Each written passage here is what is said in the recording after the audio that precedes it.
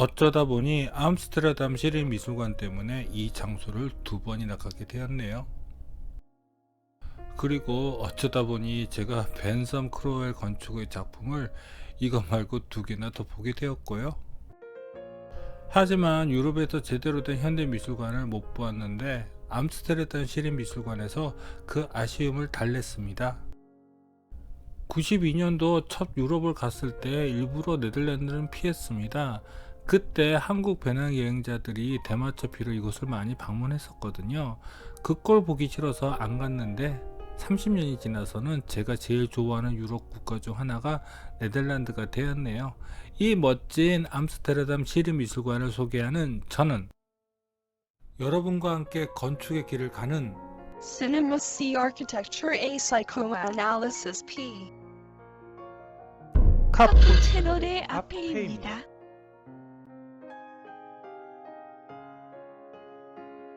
암스테르담은 좁은 네덜란드 국토 내에서 그래도 가운데에 위치하고 있는 네덜란드의 수도입니다.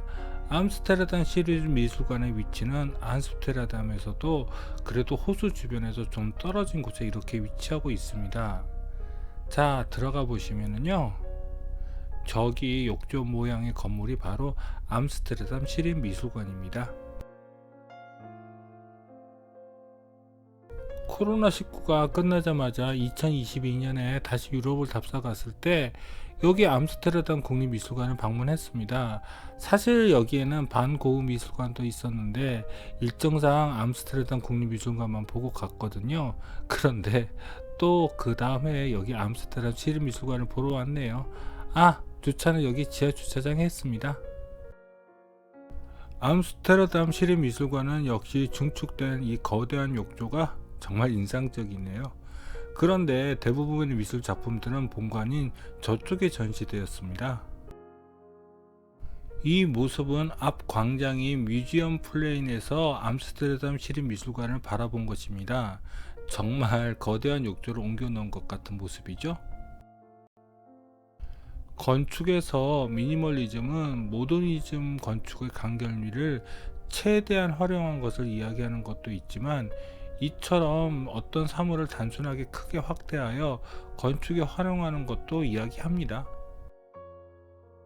이쪽은 원래의 암스테르담 시립미술관의 본관 후면입니다. 이 건물은 네오 르네상스 건물로 1895년에 지어진 것입니다. 원래는 수화서 박물관으로 불렸다고 합니다. 하지만 본관이 노후화되어서 설비와 전시 공간이 부족이 미술관의 존립을 위태하게 했다네요. 원래는 알바로 시자가 증축안을 제시했는데 2004년 벤섬 크로웰이 다시 증축 계획을 담당하게 되었답니다. 그러면서 실험적인 예술을 위해 증축되었던 샌드버그 윙이 설거되고 그 자리에 이 거대한 욕조 메스가 들어서게 되었다네요. 원래의 샌드버그 윙이 어떤 모습인지는 모르겠지만 이 욕조 정말 마음에 듭니다. 정면 출입구는 이쪽입니다. 이쪽 측면으로 가시면 증축된 공간과 원래의 본관 건물을 같이 볼 수 있습니다. 이렇게 보니 본관이 무척 낡아 보이기는 하네요. 암스테르담 시립미술관 앞에 접해져 있는 뮤지엄 플레인에는 뮤지엄 플레인 지하 주차장 입구가 이렇게 붙어 있습니다. 처음 여기 암스테르담 국립미술관을 방문할 때 여기 지하 주차장을 내비로 찍고 왔었는데 저 입구를 못 찾아서 엉뚱한 곳에 주차를 했네요. 여기 정말 입구 찾기 힘들게 생겼죠? 이 주차장 램프는 TU 델프트 도서관 경사지붕을 생각나게 하더라고요. 처음 뮤지엄 플레인을 왔을 때는 여기에서 프리마켓이 열렸습니다. 그래서 코로나19가 막 끝났을 때였어도 사람들이 많았는데 지금도 이렇게 여기서 쉬는 관광객과 암스테르담 시민들이 많네요. 주차장 램프 꼭대기에 올라서 암스테르담 시립미술관 정문 앞 광장을 내려다 보았습니다. 이쪽 포스터에는 리트빌트의 의자도 들어가 있네요. 아마 머지않아 여기를 한번 더 들릴지도 모르겠습니다. 암스테르담 시립미술관 바로 옆에 반고흐 미술관이 있거든요. 그럼 이곳을 3번이나 오는 것인가요? 그럴 거면 여기 한번 와서 다 볼걸.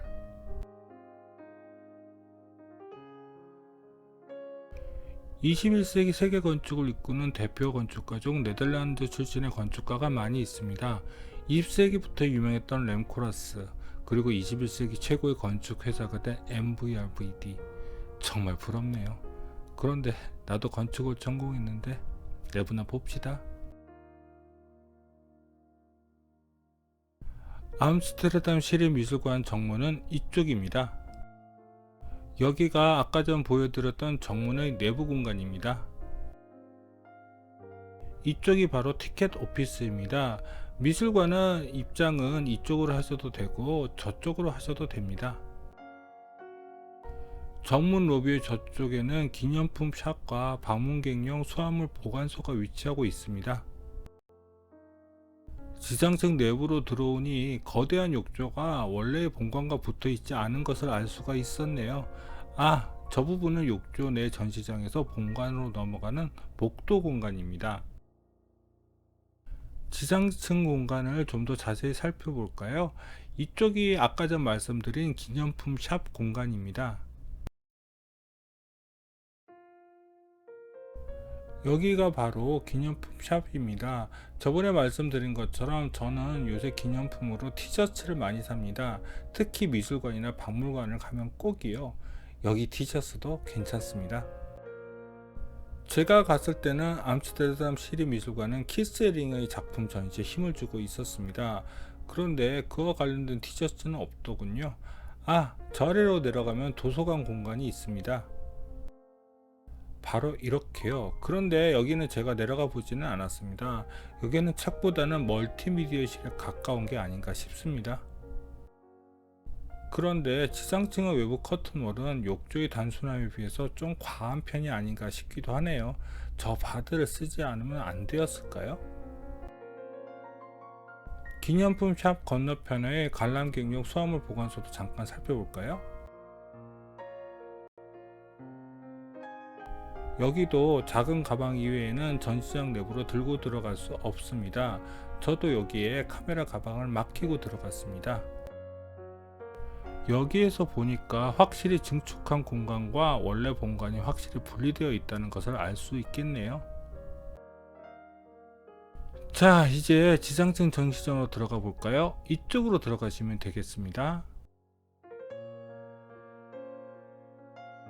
여기가 바로 지상층 중앙 전시장 입구입니다.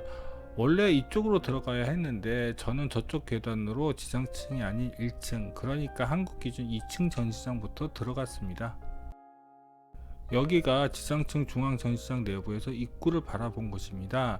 지상층 전시장은 지상층 로비 입구에서 계단 5, 6개를 올라가는 높이에 있습니다. 사실 저는 증축 부분의 전시장부터 답사를 했기에 이 본관 전시장은 약간 어색했습니다.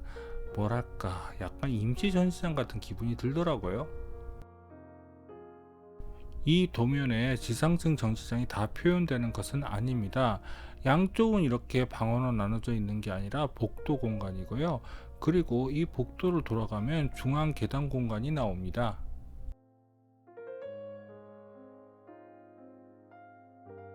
양쪽 복도는 지상층의 특별 전시장의 컨텐츠를 소개하는 벽면 디자인들을 하고 있습니다. 그런데 지상층 전시장은 제가 하도 정신없이 찍어서 여기 전시장은 평면으로 제가 구분할 수가 없네요. 그리고 이쪽으로 가시면 이렇게 본관의 중앙 계단이 나옵니다.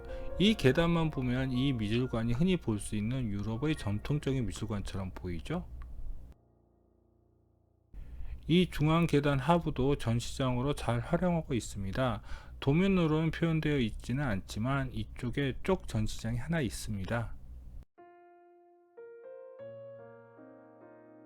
이 벽면은 중앙 계단을 받치고 있는 공간의 벽입니다. 이쪽으로 보이는 공간으로 들어가시면요, 이렇게 계단 하부 공간 전시장이 나옵니다. 저기를 내려가 봐야 하는데 이쪽은 제가 귀찮아서 그냥 패스했습니다. 하지만 여기 하부 전시장도 볼만한 것이 많았습니다. 이렇게 벽면을 장식한 디자인도 마음에 들었고요. 마치 부엌을 연상시키는 여기 하부 전시도 마음에 들었습니다. 그런데 여기 전시는 왠지 체험을 동반하는 전시 같더라고요. 그래서 특히 아이들이 무척 여기 전시를 좋아했습니다. 제가 돌아본 최근의 미술관 트렌드는 이렇게 아이들이 미술을 체험할 수 있는 다양한 프로그램을 만드는 것이더라고요. 얘들은 좋겠다. 이제 지상층 양쪽의 전시장을 보여드릴 것인데, 제가 정말 이곳을 정신없이 사진을 찍어서 여기 사진 속 전시장 공간이 어디인지 말씀 못 드리겠네요. 죄송합니다. 우선 지상층 전시장은 이쪽 후문 로비 공간에서 들어갔습니다. 여기가 바로 후문 로비 공간입니다. 저쪽으로 들어가시면 지상층 서측 전시장입니다. 이 벽면 색깔로 여기를 서측 전시장으로 추측했습니다. 이 전시장에서는 이 조형물이 가장 마음에 들더라고요. 이 그림은 프랑스 화가인 알프레드 마네시엘의 데이비드라는 작품입니다.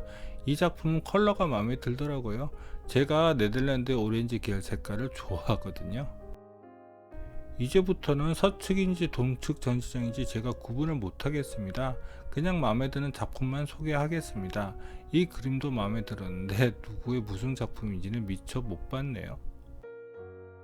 이 그림 근처에 전시된 작품인데 테이블이든 의자든 이렇게 반을 잘라 놓았더라고요. 이것도 인상적이었고요. 여기도 역시 현대미술관의 필수 전시품인 알렉산더 칼더의 작품이 있고요. 그런데 이건 좀 크기가, 여기 지상층 전시장은 너무 전시품들이 빽빽하게 들어서 있더라고요. 역시 네덜란드인이 데스틸의 작품들도 전시해야겠지요. 그런데 이렇게 전시해 놓으니 가구가 아니라 작품 같아 보이긴 하네요. 몬드리안의 구전 작품들도 이렇게 한편에 걸려 있고요. 이 작품도 몬드리안의 것인 줄 알았는데 같은 데스틸의 작가인 바트 반 데르 레크의 작품이라고 하네요. 근데 정말 몬드리안의 느낌이 너무 나죠. 여기 가구들은 다른 모더니즘의 대표적인 가구들이 전시되어 있고요. 비트라 뮤지엄인 줄 알았어요. 또 한쪽에는 이런 가구들을 모아서 전시해 놓았는데 어떤 유명한 사람이 쓰던 가구들을 전시해 놓은 것 같습니다. 근데 누구의 것인지는 모르겠네요. 자, 이제 지상층에서 2층, 그러니까 한국 기준 3층으로 올라가 볼까요? 여기 중앙 계단으로요.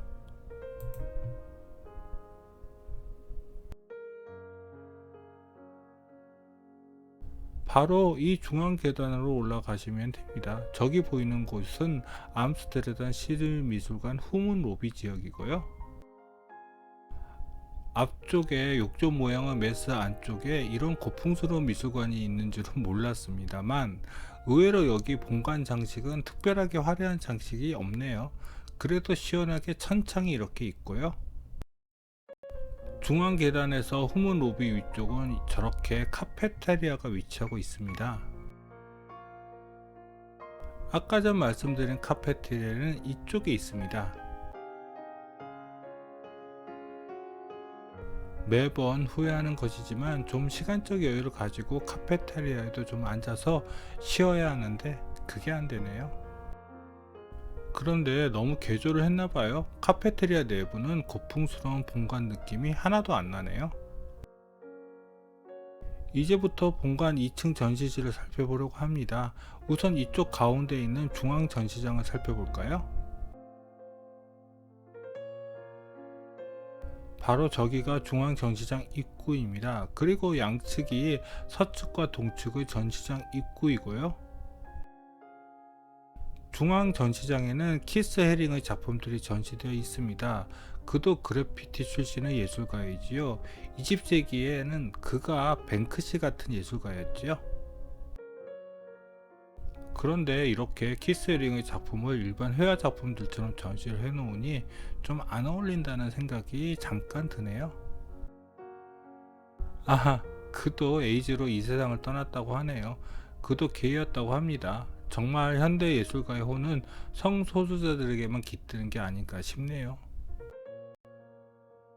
이제 2층의 여러 전시장을 소개시켜 드려야 하는데 제가 정확하게 위치를 파악할 수도 없고 작품도 너무 많아서 저에게 강한 인상을 준 작품 위주로만 소개하겠습니다.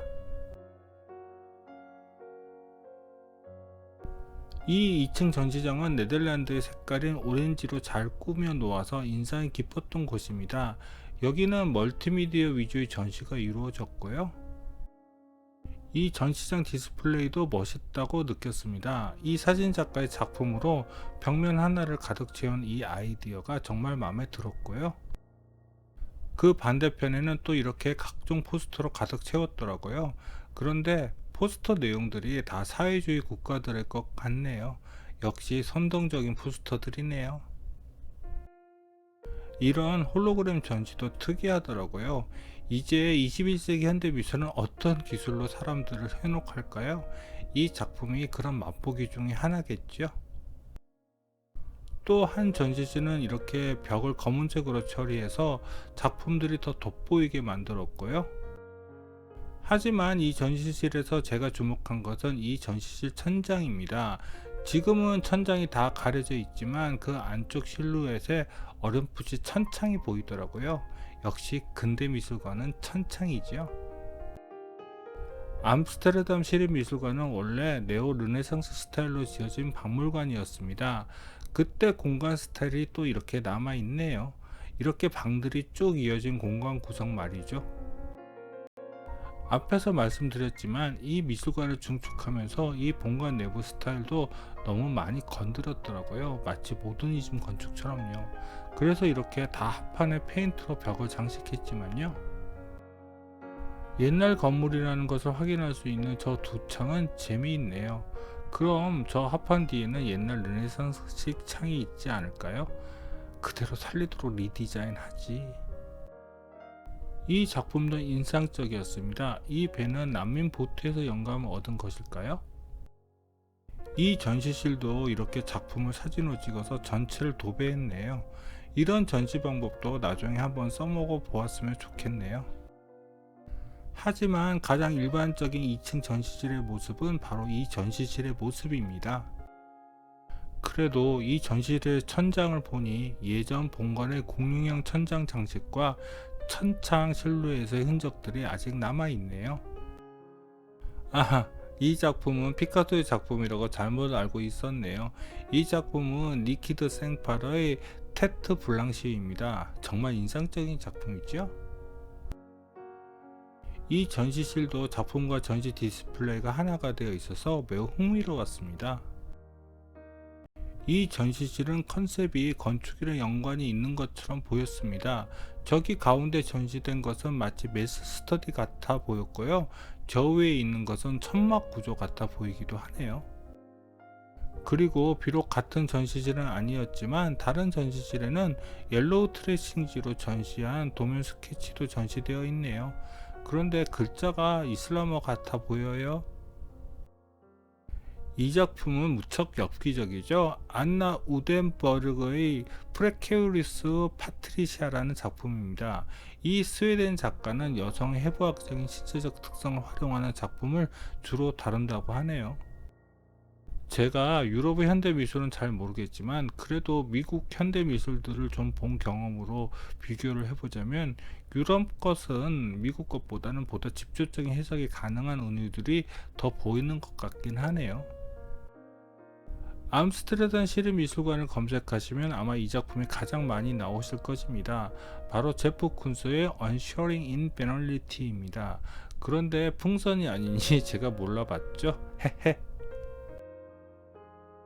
원래 제가 본 전시 순서는 바로 여기 욕조 증축 부분 전시부터 시작되었습니다. 그런데 이 컨텐츠에서는 반대로 본관에서 이렇게 증축 전시장으로 넘어가 보죠.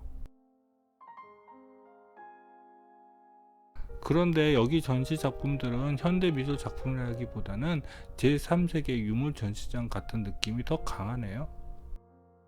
아니면 인종차별에 대한 경고를 보내는 그런 현대작품들을 전시한 것일까요? 이렇게 헷갈리면 답사했을 때 제대로 작품 설명들을 읽어볼 걸 그랬어요. 이제 전시장에서 나가 볼까요? 출구는 이쪽이고 이 계단으로 내려가면 됩니다. 바로 저기가 증축 전시장 입구입니다. 그리고 이 계단으로 내려가시면 이제 지상층 전시장으로 내려가는 계단이 있는 1층 공간이 나옵니다. 욕조 증축 부분은 중간에는 2층과 지상층 사이에 1층 공간이 있습니다. 아까 전 계단으로 내려오면 됩니다. 이 안쪽에는 세미나실 같은 것도 보이더라고요. 1층 공간의 남쪽에는 이렇게 달랑창 하나가 있는데 이게 작품 같은 느낌이 들더라고요. 미니멀리즘 디자인의 힘일까요? 이쪽 뒤쪽에 아마 세미나실이 있는 것 같습니다. 그런데 일반 관람객은 들어갈 수 없게 되어 있네요. 그 반대편에는 이렇게 지하층까지 쭉 이어져 있는 에스컬레이터가 있고요.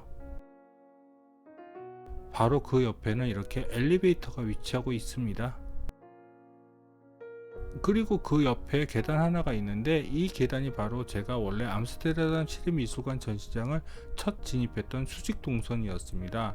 그리고 이 계단을 내려가시면요, 저렇게 지상층의 중간 높이에서 미술관 전체를 바라볼 수 있는 중간 계단참이 있습니다. 이 계단참으로 가시면 이렇게 거대한 욕조 아래에 있는 듯한 느낌의 공간감이 펼쳐지네요. 여기까지가 암스테르담 시립미술관에 대한 소개였습니다. 암스테르담 시립미술관을 디자인한 벤섬 크로웰 건축에 대해서 소개해야겠지요. 그런데 제가 이 건축회사의 작품을 이거 포함해서 3개나 보았더라고요. 이 회사를 세운 벤섬과 크로웰도 TU 델프트 동문이더라고요. 스키폴 공항도 이들이 맡았다네요.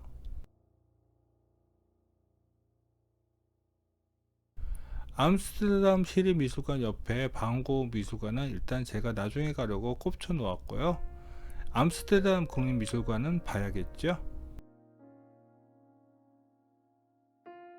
암스테르담 국립미술관 앞에서 열렸던 플리마켓의 모습입니다.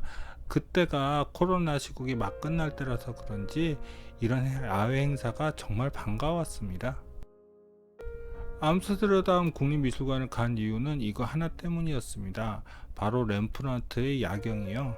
그런데 복원 처리 중인지 아니면 원래 이렇게 전시를 하는 것인지 유리 박스 안에 있어서 제대로 감상하기가 힘들더라고요.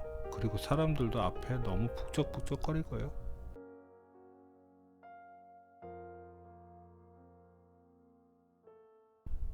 2022년, 2023년 여름 하계 답사 때는 네덜란드의 여러 도시와 시골들을 많이 답사 다녔습니다. 그런데 정말 아름답더라고요. 그래서 오스트리아만큼 이 나라를 제가 사랑하게 되었습니다. 그럼 구독과 좋아요 부탁드리며 이상 카프 채널의 아페이였습니다.